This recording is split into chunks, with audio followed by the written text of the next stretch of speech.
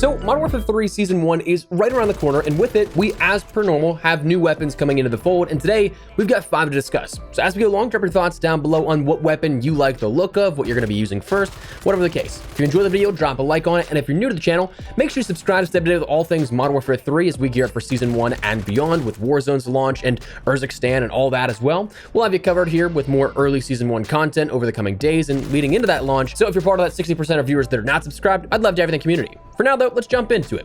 First, the Battle Pass weapons. 3 of the 5 weapons we'll have available through Season 1 will be immediately usable or pending whenever you end up getting them in the Battle Pass. So let's start with these. Number 1, the Ram 7. Described as exceptionally compact, this bullpup assault rifle sports a lightweight polymer frame and is chambered in a versatile 5.56. When you need power and mobility, the Ram 7 is a sure bet. The weapon deals solid damage at close and medium range, and in controlled bursts can compete from afar. Its lightweight frame results in a quick reload and fast handling, so you can stay on the offensive. So having played around a little bit with Season 1, this actually seems really on par with what we ended up seeing in that gameplay feel. Again, from my time at Sledgehammer, from playing Season 1 early, we only ended up having like 2 hours of playtime or something, so we didn't have a whole ton of time to master the weapon or to max out everything to fully kit it, but it was something that it did feel really good in MP. Not entirely sure how it'll work in terms of Warzone with the increase to the health and that base armor added as well, but I'm looking forward to getting my hands on it with it for sure.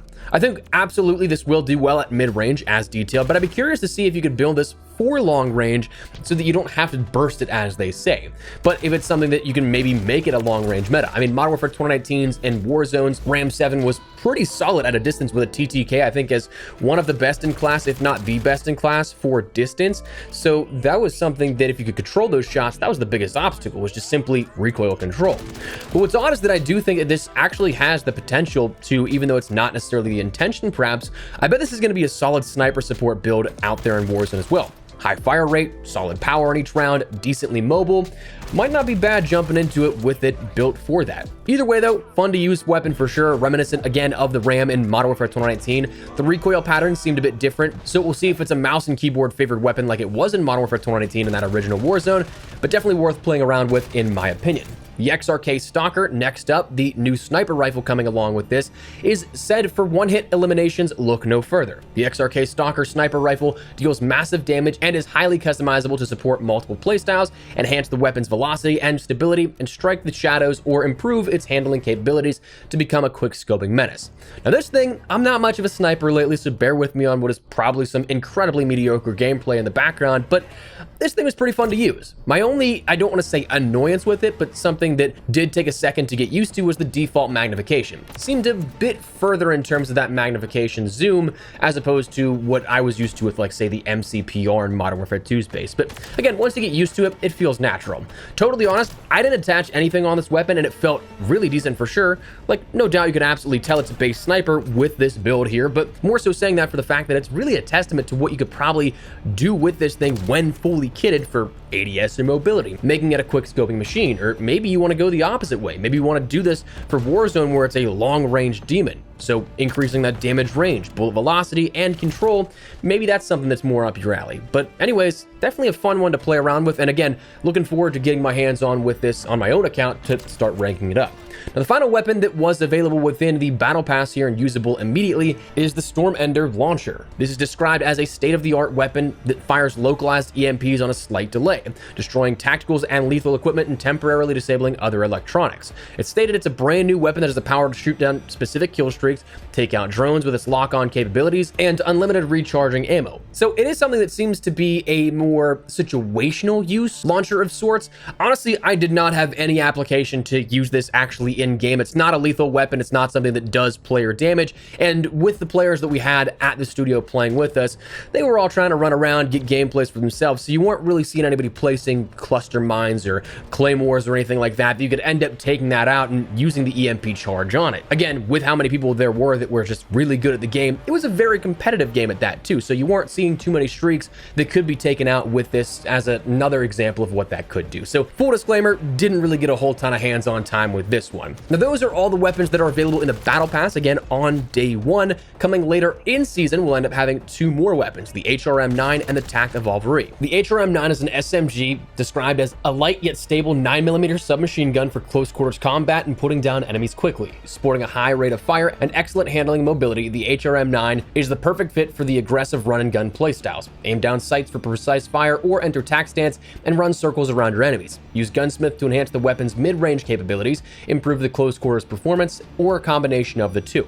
So this is one that I think actually may potentially have the chance to be a sort of meta SMG here within Modern Warfare 3. Based off of how it's initially described, it kind of seems like it's not going to be the best up in the point-blank range, but more so out towards the mid-range capabilities of the SMG itself, where yes, you can bolster it out further, but you also can end up reeling it back in and focusing more so on that close quarters performance, whereas that's not necessarily the exact focus up front. Now, the only difference here with this that we know of so far is that this is going to be an armory unlock, something that you do have to complete those daily challenges to score points for your armory unlock system, or consistently get wins to, again, infinitely get X amount of points needed to unlock that.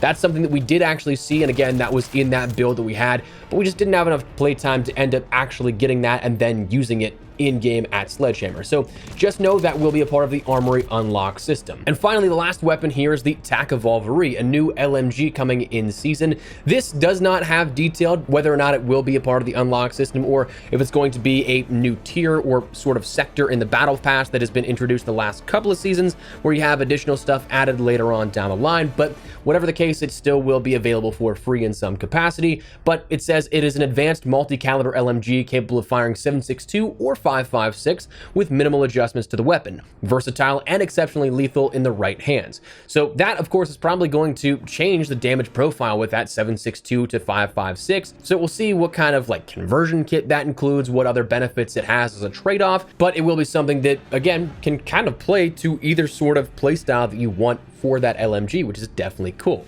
So of course, beyond that, we do have those aftermarket parts. Don't want to go too far into those because those are just sort of conversion kits for existing weapons, but you will see a handful of those throughout the season as well. Now, in terms of some additional details here in regards to the upcoming weaponry for Season 1, the nice part to note with the introduction of these next couple of weapons over the course of the season is that you now have more weapons to work with for your, say, camo grind. If you're going for Interstellar, for example, if you don't like the RGL, firstly, don't blame me for that one. Annoying weapon to have to do, but you can now do, say, the Ram 7 or the XRK Stalker in the place of the RGL.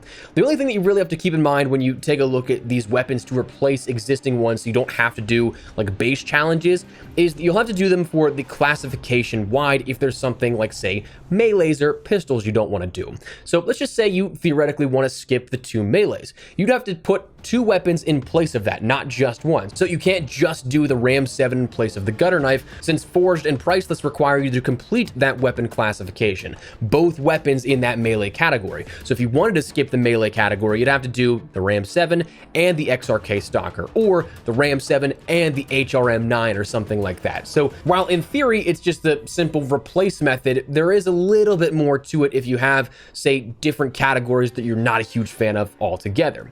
Additionally, because of camos and the new introduction of weapons, the way the camo system has worked this year and last is that we'll have new universal camos being added for those base challenges across those 5 weapons. So 17 camos, the launcher presumably only having 1 like the RGL does, 4 for the others though. So maybe you get a free camo out of this that you guys really enjoy. I know that personally a lot of the base camos for me, like there's very few that I'm like, I love that, but I mean, it has happened. Post-launch Modern Warfare 2 had some pretty good base camos introduced.